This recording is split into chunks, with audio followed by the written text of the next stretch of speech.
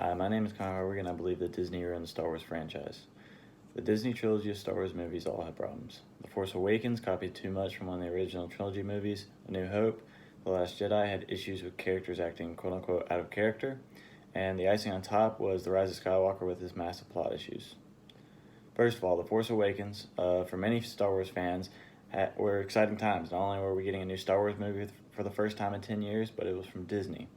Originally, Star Wars was always made by Lucasfilm, a company started by George Lucas himself, who created the Star Wars universe. This new movie would be made by J.J. Abrams, who produced and worked on many reputable movie titles such as Mission Impossible, Star Trek, Men in Black, and many other household movie names.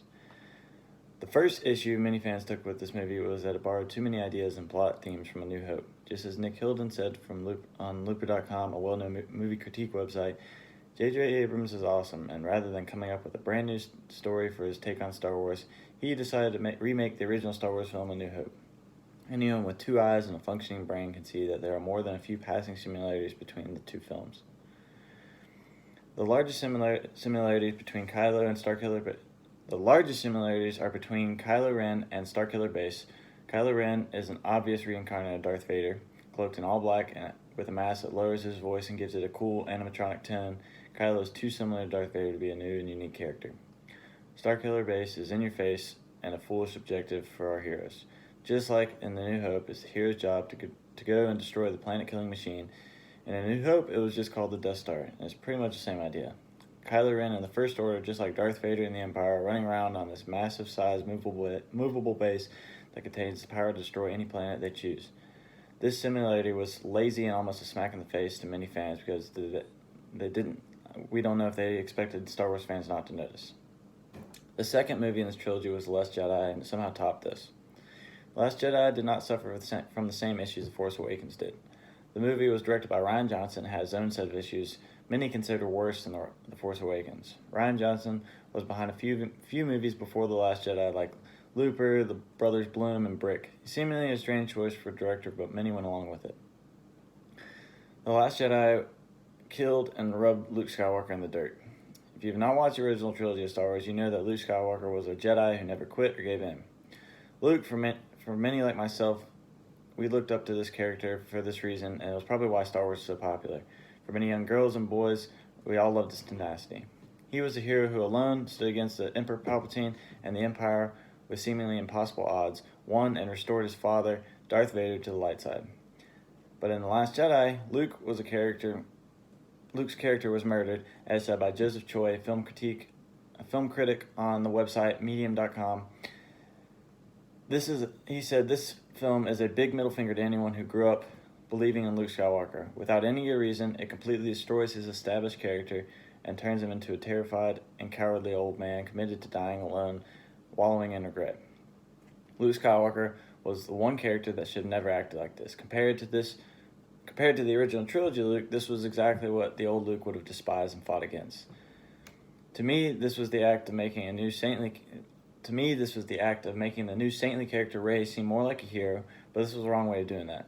It would have been better if Luke had just died somewhere in the timeline between the two films. Some people back the story plot up, as said by Matt Miller on Esquire.com. They wanted Luke Skywalker to fly down in his X-Wing and to hit some bad guys with his lightsaber and save the day and live happily ever after with Leia, whether she was his sister or not. But that's not what Johnson gave us. Instead, Skywalker has been shaped by the main challenges for the last 35 years. His opinion about the Jedi, about life and rebellion and heroes and villains has changed. It's almost as if he's grown up. Matt Miller also backs up his claim by saying that Luke Skywalker's actions in The Return of Jedi back this up. By deciding not even to fight Vader, because that means he will lose his soul to the dark side. And if he wins, and that is why he refuses to fight The Last Jedi. This claim is ridiculous to many actual Star Wars fans because the fight could be interpreted that way, but for the most part, the general consensus was that Luke chose not to fight Vader because he was his father. Luke felt the pull to the dark side when he fought Vader. Well, it wouldn't make any sense that Luke would just stop fighting it back at all, because Luke was a fearless character, and he wasn't afraid of falling dark side. He refused to fall to the dark side. And in this particular fight, his father, he felt the pull more than any other fight before. The icing on cake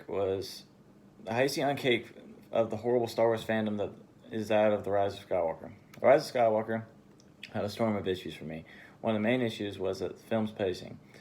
I was not alone on this either. As said by Eric Kane, a writer on Forbes.com, probably my number one issue with The Rise of Skywalker was how rushed it felt. The first act of the movie is blown through. They toy with the fans' hearts by faking the death of Chewbacca and not even giving the fans a second to realize what just happened or to mourn. They just continue on like nothing ever happened or that he was important at all. The largest and most blatant issue with The Rise of Skywalker was that Rey, the story's main character, was Emperor Palpatine's granddaughter. While this makes no sense to many non-Star Wars fans, let me put it this way. The ancestry of Rey was hidden for 2 films, and in this new movie, we find out it is the most evil villain in the universe, and they provide no explanation for how she is, why she is, or anything about how she ended up in the beginning of The Force Awakens. The fact that she is related to Emperor Palpatine isn't the issue. The biggest issue is that there's no explanation, which is usually the most interesting and fun part about Star Wars, and what makes most people fall in love with it. Anyways, I hope today I pointed out my issues with these films, and I maybe somehow convinced a few of you Star Wars fans out there to reconsider your opinion about how Disney decided to make these films.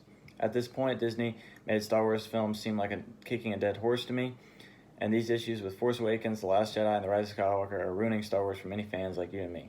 Thank you.